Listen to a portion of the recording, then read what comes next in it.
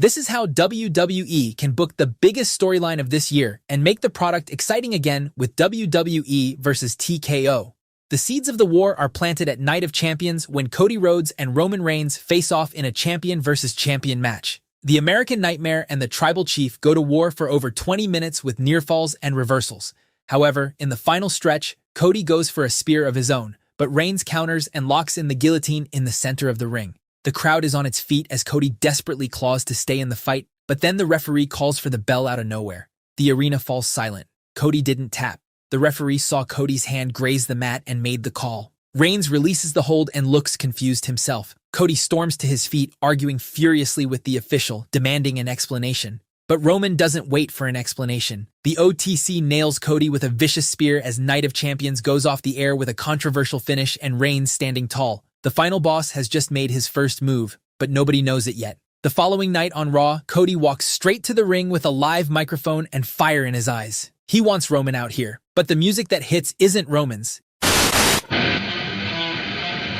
It's CM Punk's. The Second City Saint walks out to a thunderous ovation, appearing on Raw for the first time since WrestleMania 42. Punk tells Cody that he saw what happened at Night of Champions. Punk says he's seen his fair share of dusty finishes in this business and tells Cody to put Roman in the past. Because right now, he doesn't need to worry about Roman, he needs to worry about him. Because CM Punk has been granted a WWE Championship match against Cody Rhodes at SummerSlam. The crowd erupts at the announcement, but before either man can say another word, chaos erupts backstage. Cameras cut to the gorilla position where Montez Ford and Angelo Dawkins are found unconscious. Later during the second hour of Raw, LA Knight is found backstage laid out in a bloody mess. Referees scramble, medics sprint to the scene. The locker room atmosphere turns chaotic, but nobody has answers.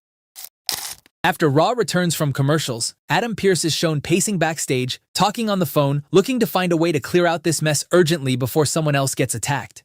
Kathy Kelly asks who he's calling, and the man Pearce was talking to is revealed to be Triple H. The game will be on Raw next week to address the situation, but tonight's explosions aren't over yet. In the main event, it's a contract signing for the World Heavyweight title match at SummerSlam between Roman Reigns and Seth Rollins. Roman walks out flanked by Jimmy, Jay, and Jacob Fatu. Rollins looks at the bloodline and laughs. He accuses Roman and his family of being behind every attack that happened tonight. Roman leans into the microphone and says he doesn't need to attack people behind their backs, unlike Seth, and certainly doesn't need help to beat him. Rollins smirks at Roman, slides the contract across the table, and tells Roman to prove it. If Roman signs the contract, the Usos and Jacob Fatu get drafted to SmackDown and are banned from ringside at SummerSlam. Roman contemplates for a while as the crowd anticipates his next move, but then the OTC picks up the pen and signs. Rollins stands up, tells Roman he just made the last mistake of his reign, and Raw goes off the air with the former Shield brothers standing face to face. SmackDown the following Friday carries a different kind of tension. CM Punk is set to face Sami Zayn in the main event. Sami opened the night with a passionate promo saying he's been grinding on SmackDown for years. He has earned every single thing. And then Punk waltzes back into WWE, snaps his fingers, and gets handed a title shot just like that. Sami tells Punk he wants to be champion too, and the only fair thing is for them to settle this right here tonight. If Sami wins, he gets the title shot at SummerSlam instead. The match is made official, the crowd is all in, but Punk never makes it to the ring. He's found backstage before the main event, barely conscious, holding onto his ribs like he's just been hit the most brutal spear of all time. The match is ruled no contest. The medical staff loads Punk onto a stretcher and into an ambulance as SmackDown goes off the air with more questions than answers. The pattern is undeniable now. Stars are being picked off one by one, and whoever is doing it isn't stopping. The following Monday on Raw, Triple H opens the show to a massive reaction. He grabs a microphone and tells the WWE Universe that he has a hunch about who might be behind all of this. He doesn't say a name, he says he'll get to the root of it and assures the crowd that WWE is and will always belong to the fans. But before the game can finish his speech, the Titantron glitches, and a text appears on the screen. Initially, the text reads, "It's cooking," but then it switches to, "It's coming." The crowd doesn't know how to react.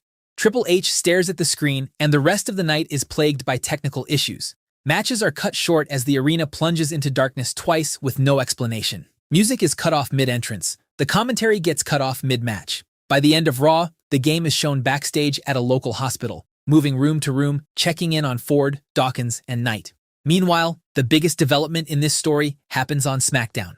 SmackDown opens with Cody Rhodes and Seth Rollins teaming up against Jimmy and Jey Uso. But just as Cody and Rollins look like they're about to put the Usos away, the Vision arrives out of nowhere and attack Rollins and Cody. Theory hits a clothesline on Cody, and Braun levels Rollins with a spear. Then they turn their attention to the Usos. But before they can do further damage, CM Punk returns, ribs taped, steel chair in hand, running down the ramp with fire in his eyes. The Vision escapes through the crowd as Punk points the chair at Breakker and Theory, revealing they were his attackers. SmackDown returns from commercial break, and the Vision are shown heading for the exit, but Triple H blocks their path. Theory looks at the game and doesn't flinch. He says if they had only been given the spotlight they deserved, the positions they deserved, none of this would have happened. He tells Triple H he can't stop what's already in motion. Triple H smirks and tells them they are released from WWE, effective immediately, and strips them of the tag team championships on the spot. But then, Paul Heyman comes face to face with Triple H with a quiet confidence that smells like trouble. He looks at Triple H and says that this doesn't stop here. The game being played right now is bigger than Theory and Breakker. It's bigger than what Triple H can see. And the truth is, Triple H has already lost this game. The following Raw, Triple H continues his hospital visits. One by one, injured wrestlers confirm the same story. It was the Vision. The pieces are starting to connect, except for LA Knight. When Triple H reaches his room, the megastar tells him to listen carefully. 3 people attacked him. It wasn't the Vision, it was 3 other people. He didn't see their faces clearly, but he knows what he felt. Triple H listens closely, and it looks like he's starting to connect the dots. In the main event of Raw, Seth Rollins beats Ethan Page and builds momentum towards SummerSlam. Backstage, Roman Reigns watches the monitor, arms folded, completely unbothered. An interviewer catches him on his way out and asks what he thought. Roman looks at the camera and turns to leave without saying a word, but Triple H is standing right there. The 2 men stare at each other with the full weight of history between them. Triple H says he should have known all along. He tells Roman to go deliver a message. Tell Dwayne I'll see him at SummerSlam. The crowd erupts as SummerSlam approaches with 2 massive world title matches and a teased confrontation between the game and the final boss. Night 1 of SummerSlam sets the tone for the entire event. In the main event, Rollins takes Roman to the limit, hits the stomp twice, and has the crowd believing. But the Bloodline's ban from ringside means nothing when the referee goes down mid-match and the crooked official from Night of Champions takes his place. The Bloodline attack Rollins as the referee does nothing and watches from a corner. Finally, Roman hits the spear and retains the title, with Triple H fuming with rage at the ending in gorilla position. The game wastes no time and opens Night 2. He walks to the ring with a microphone and tells The Rock directly that he should have known from the very beginning. He says this goes back further than anyone realizes, back to the Attitude Era, back to when both men were young and hungry. He says The Rock has always hated him and he's always hated The Rock. He calls out the Brahma Bull to explain his actions. But instead, Paul Heyman comes out. Heyman floats down the ramp with that expression of smug satisfaction, the one that says he's already 10 moves ahead. He reminds Triple H of what he said on SmackDown. The game is bigger. And then Femi's music hits. The man who retired Brock Lesnar on Night 1 of SummerSlam walks out from behind Heyman. He gets in the ring, looks down at Triple H, and puts him through the canvas with a powerbomb that shakes the entire ring. Heyman crouches beside the fallen COO, pats him on the cheek gently, and walks out without a word as Femi is revealed to be the new Paul Heyman guy. But the biggest twist of the night comes in the main event when CM Punk challenges Cody Rhodes for the WWE title. In the final stretch, both men are down, barely moving, when Theory and Breakker make their way to the ring from the crowd. Security officials try to stop the duo, but in a shocking development, the Usos and Jacob Fatu take out the security. Cody and Punk get up and stand side by side, fists raised, ready to fight together against this unholy alliance of the Vision and the Usos. But then, just as Cody takes a step forward, Punk kicks him in the back of his head, hits a GTS, and steals the WWE Championship. The arena goes completely silent for a full 3 seconds before the avalanche of boos crashes down.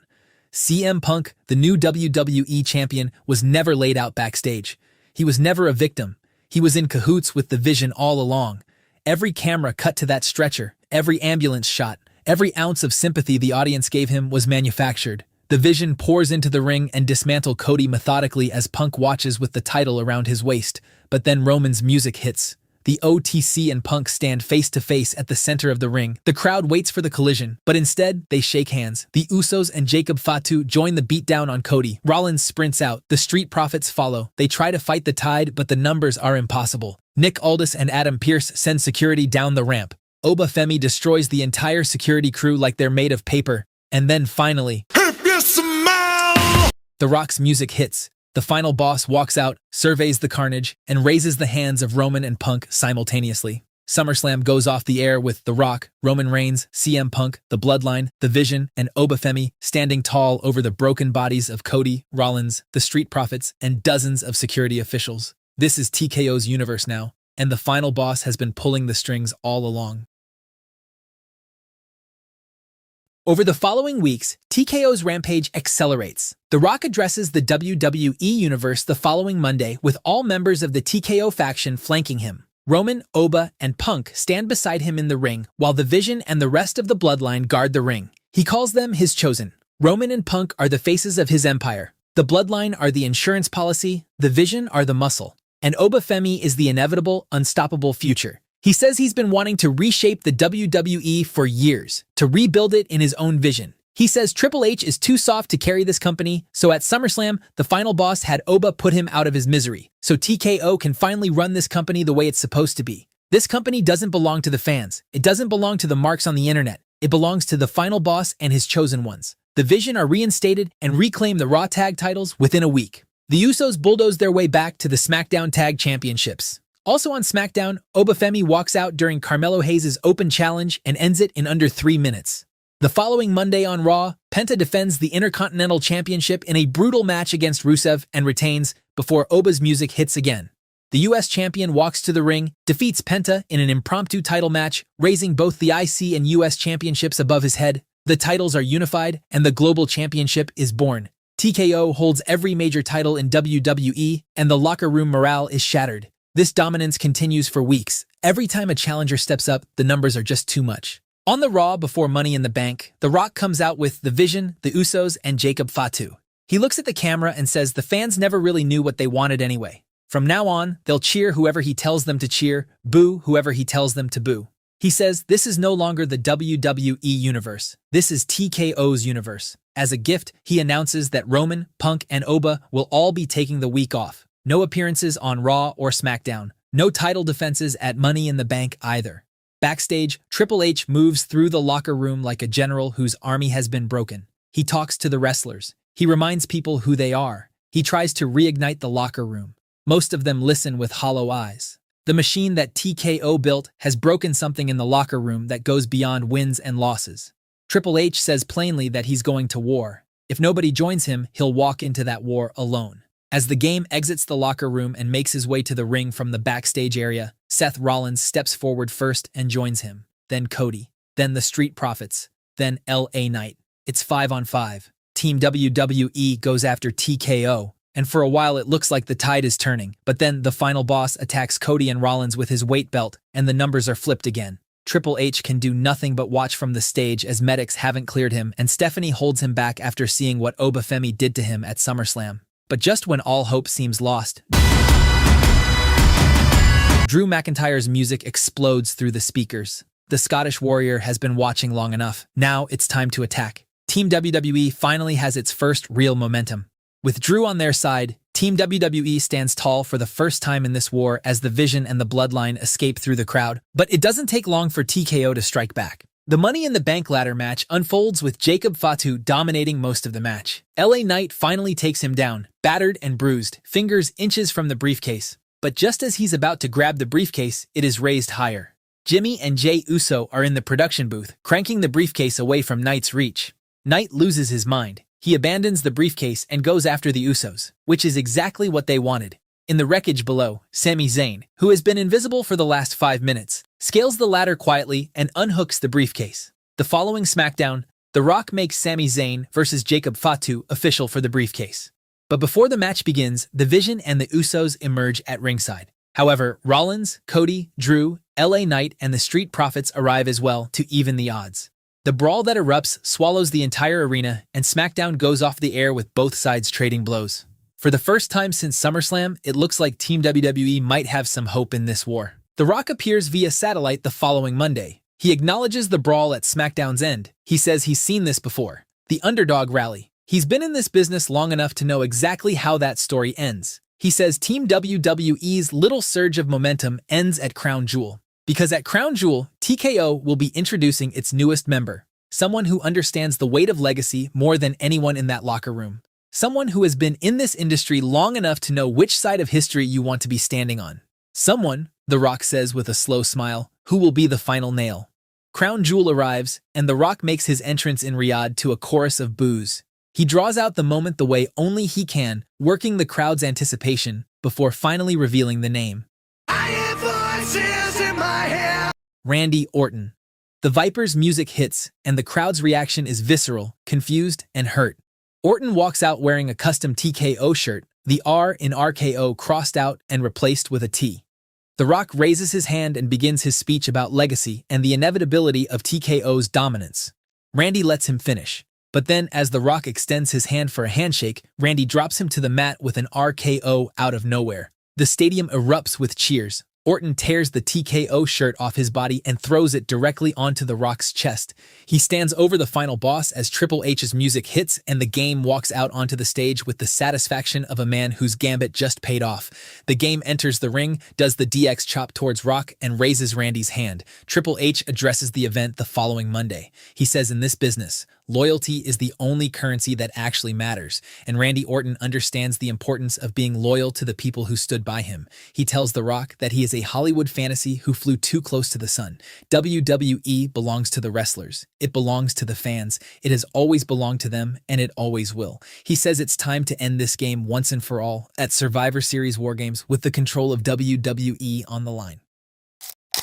The build toward WarGames crackles with internal tension on both sides.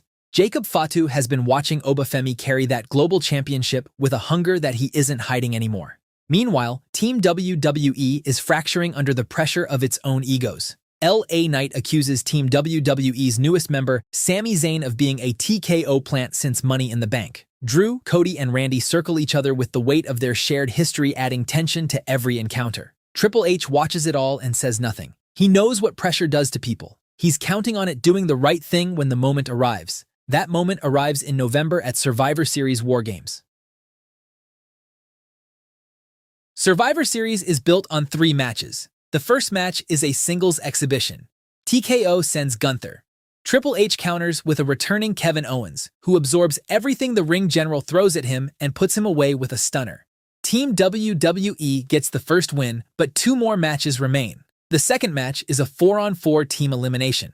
The Usos and The Vision against LA Knight, Sami Zayn, Montez Ford, and Angelo Dawkins. The match is a brutal war, but in the end, TKO uses every underhanded tactic in the book to get the win and tie the score, which means WarGames decides everything.